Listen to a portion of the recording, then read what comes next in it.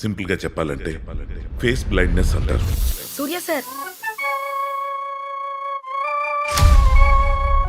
పద్మక్క నీకు విషయం తెలుసా? కొంపతి సోనర్ గడికి ఇవ్వాల్సిన 10,000 వాచ్మెన్ గడికి ఇచ్చావేంటి?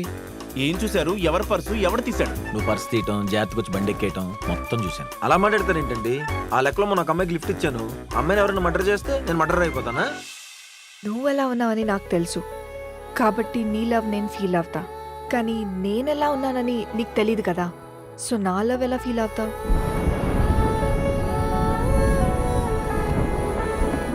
Hello, don't get physical. Sorry.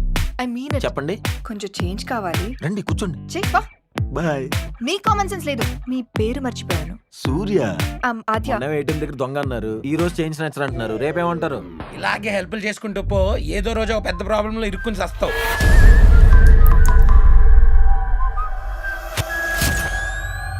నేను మొహాలు గుర్తుపట్టలేను.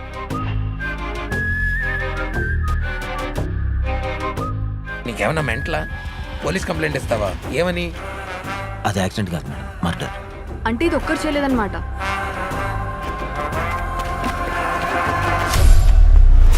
మూడు మర్డర్ కేసులు ఇరికిచ్చారు. నా మీద ఎవరిని అటాక్ చేస్తారో నాకు భయం వేస్తుంది మేడం.